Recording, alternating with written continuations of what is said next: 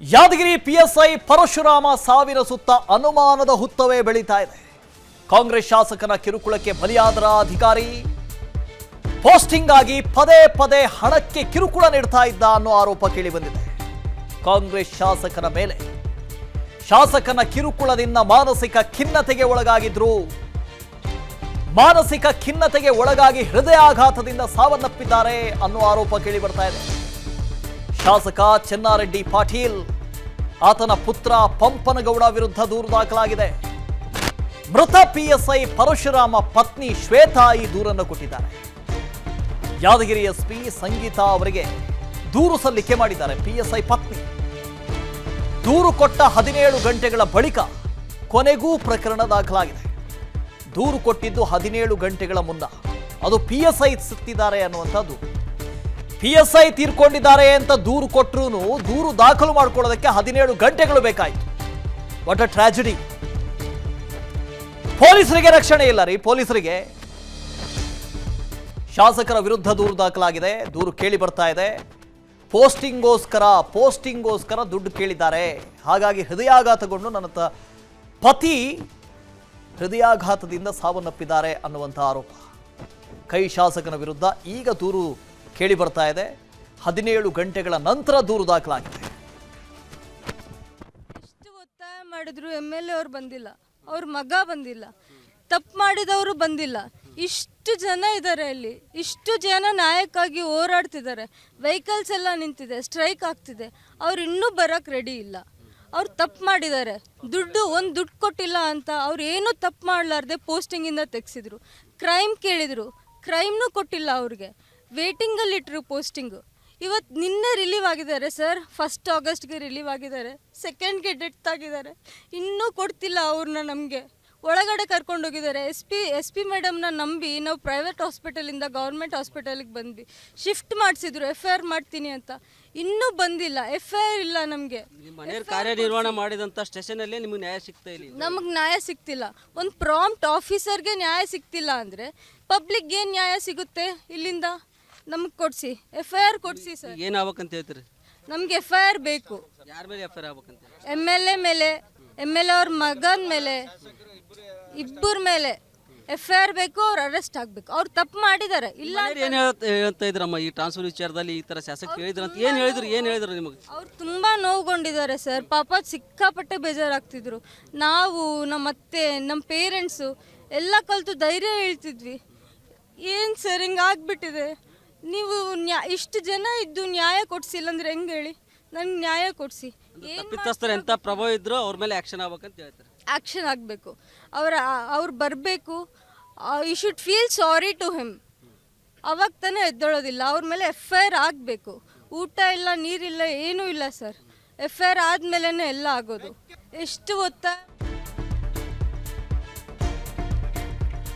Arrest ಆಗ್ತಾರ ಹಾಗಾದ್ರೆ ಕಾಂಗ್ರೆಸ್ನ ಶಾಸಕ ಚೆನ್ನಾರೆಡ್ಡಿ ಪಾಟೀಲ್? ಶಾಸಕ ಪುತ್ರನ ವಿರುದ್ಧ ಯಾದಗಿರಿ ನಗರ ಠಾಣೆಯಲ್ಲಿ ಪ್ರಕರಣ ದಾಖಲಾಗಿದೆ. PSI ಪತ್ನಿ ಶ್ವೇತಾ ದೂರಿನ ಅನ್ವಯ ಕೇಸ್ ದಾಖಲಿಸಿಕೊಂಡಿದ್ದಾರೆ ಪೊಲೀಸರು 17 ಗಂಟೆಗಳ ನಂತರ. ಕೇಸ್ನಲ್ಲಿ A1 ಚೆನ್ನಾರೆಡ್ಡಿ ಪಾಟೀಲ್, A2 ಶಾಸಕರ ಪುತ್ರ ಪಂಪನಗೌಡ. ಆರೋಪಿಗಳನ್ನ 24 ಗಂಟೆಯ ಒಳಗೆ ಬಂಧಿಸುವಂತೆ ಆಗ್ರಹ ಕೇಳಿ ಬರ್ತಾ ಇದೆ. ಏಮ್ಸ್ ಆಸ್ಪತ್ರೆಯ ಮುಂದೆ ವಿವಿಧ ಸಂಘಟನೆಗಳು ಪ್ರತಿಭಟನೆ ಮಾಡ್ತಾ ಇದ್ದಾವೆ.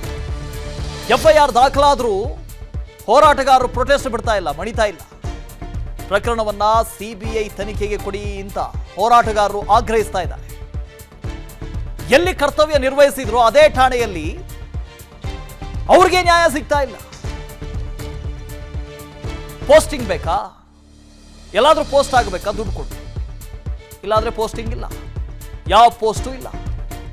ದುಡ್ಡು ಕೊಡು ಅಂತ ಹಿಂಸೆ ಕೊಡ್ತಾ ಇದ್ರಂತೆ ಶಾಸಕರು, ಶಾಸಕರ ಪುತ್ರ. ಹಾಗಾಗಿ ಹೃದಯಾಘಾತದಿಂದ PSI ಸಾವನ್ನಪ್ಪಿದ್ದಾರೆ. ಈ ಸರ್ಕಾರಿ ಕೆಲಸ, ಪೊಲೀಸ್ಗಿರಿ ನಾವು ಹೇಳ್ತೀವಿ ಏನ್ರಿ ಅವ್ರಿಗೆ? ಸರ್ಕಾರದ ಕೆಲಸ.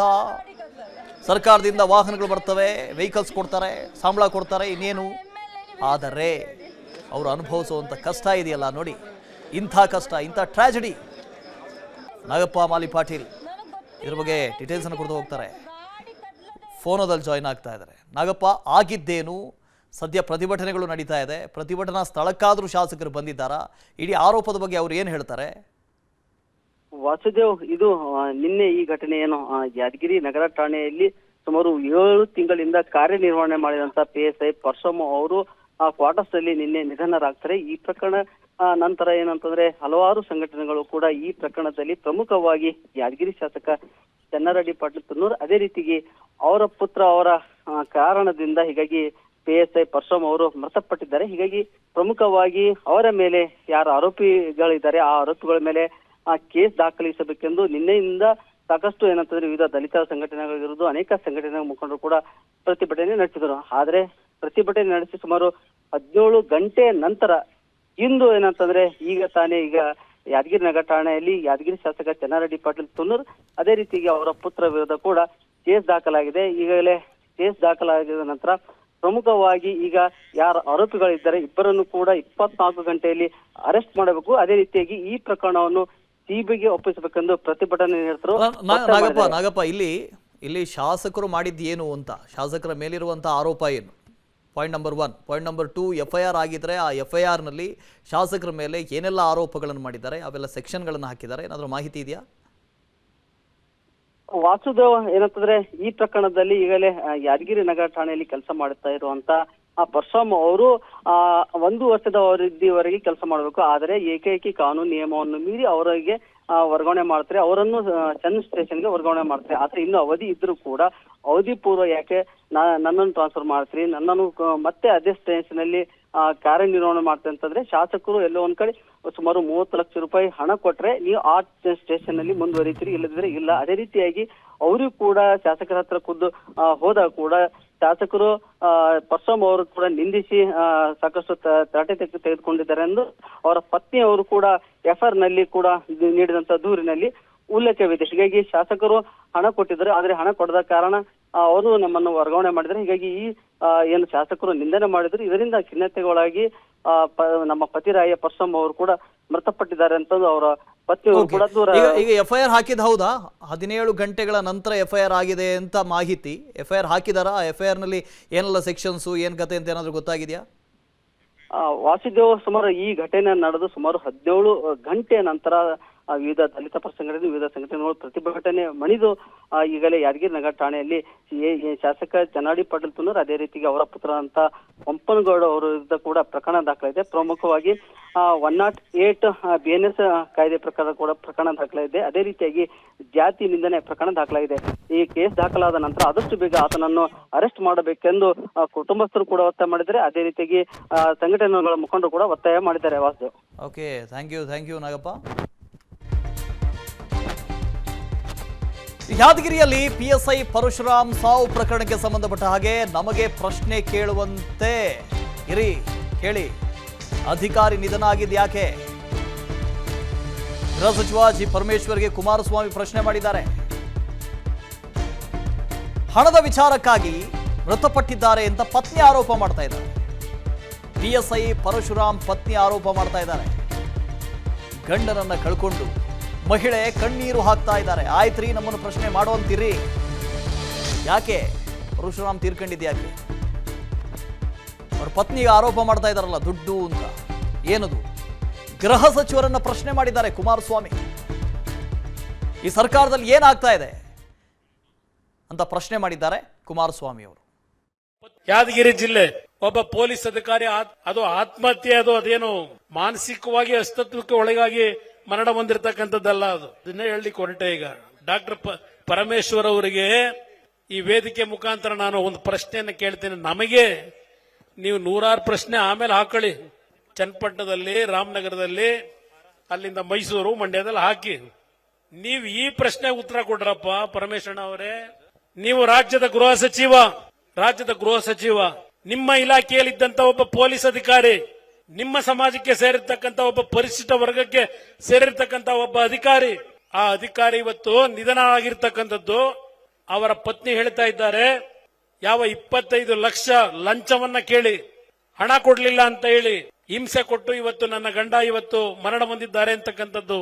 ಒಬ್ಬ ಪರಿಶಿಷ್ಟ ವರ್ಗದ ಹೆಣ್ಣು ಮಗಳು ಇವತ್ತು ಕಣ್ಣಲ್ಲಿ ನೀರನ್ನು ಹಾಕ್ತಾ ಇದ್ದಾರೆ. ಇದು ಪರಮೇಶ್ವರ್ ಅವರೇ, ಇದು ಸಿದ್ದರಾಮಯ್ಯನವರೇ, ನೀವು ಬಾಬಾ ಸಾಹೇಬ್ ಅಂಬೇಡ್ಕರ್ ಅವರಿಗೆ ಕೊಡ್ತಾ ಇರತಕ್ಕಂತ ಗೌರವವನ್ನ ನಿಮ್ಮಿಂದ ನಾವು ಕಾಣಲಿಕ್ಕೆ ಸಾಧ್ಯವಾ? ಯಾದಗಿರಿ ಜಿಲ್ಲೆ ಒಬ್ಬ ಪೊಲೀಸ್ ಅಧಿಕಾರಿ ಅದು ಯಾದಗಿರಿಯಲ್ಲಿ ಪಿಎಸ್ಐ ಅನುಮಾನಾಸ್ಪದ ಸಾವು ಕೇಸ್ಗೆ ಸಂಬಂಧಪಟ್ಟ ಹಾಗೆ ಬೆಂಗಳೂರಿನಲ್ಲಿ ಸಚಿವ ಪ್ರಿಯಾಂಕ್ ಖರ್ಗೆ ಪ್ರತಿಕ್ರಿಯೆ ನೀಡಿದ್ದಾರೆ.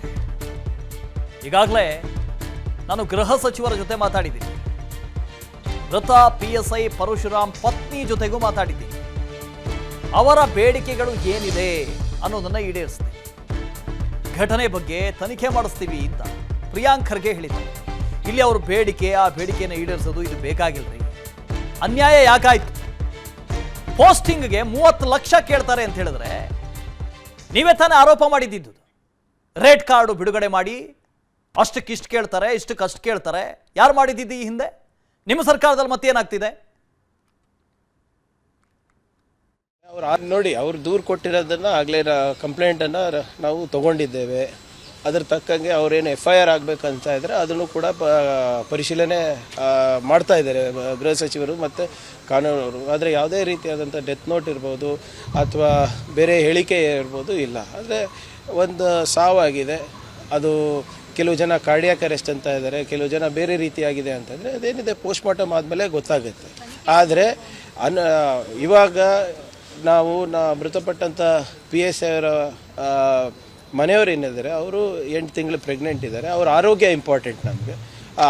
ನಾನು ಕೂಡ ಮಾತನಾಡಿ ಫಸ್ಟು ಆರೋಗ್ಯ ನೋಡ್ಕೊಳ್ಳಿ, ಡಿಪಾರ್ಟ್ಮೆಂಟಲ್ ಎನ್ಕ್ವೈರಿ ಇರ್ಬೋದು, ಕಾಂಪನ್ಸೇಷನ್ ಇರ್ಬೋದು, ಮುಂದೆ ನಾವು ಏನೇನು ಅವರಿಗೆ ಅನುಕ್ಷಣದ ಸುದ್ದಿಗಳಿಗಾಗಿ ವಿಸ್ತಾರ ನ್ಯೂಸ್ ಯೂಟ್ಯೂಬ್ ಚಾನೆಲ್ ಸಬ್ಸ್ಕ್ರೈಬ್ ಮಾಡಿ. ಹೊಸ ಸುದ್ದಿಗಳ ನೋಟಿಫಿಕೇಶನ್ಗಾಗಿ ಬೆಲ್ ಐಕಾನ್ ಕ್ಲಿಕ್ ಮಾಡಿ. ಲೇಟೆಸ್ಟ್ ಅಪ್ಡೇಟ್ಸ್ಗಾಗಿ www.vistaranews.com ವೆಬ್ಸೈಟ್ಗೆ ವಿಸಿಟ್ ಮಾಡಿ. ಅಂಗೈಯಲ್ಲೇ ಜಗತ್ತಿನ ಸುದ್ದಿ ತಿಳಿಯಲು ವಿಸ್ತಾರ ನ್ಯೂಸ್ ಕನ್ನಡ ಆಪ್ ಡೌನ್ಲೋಡ್ ಮಾಡಿ.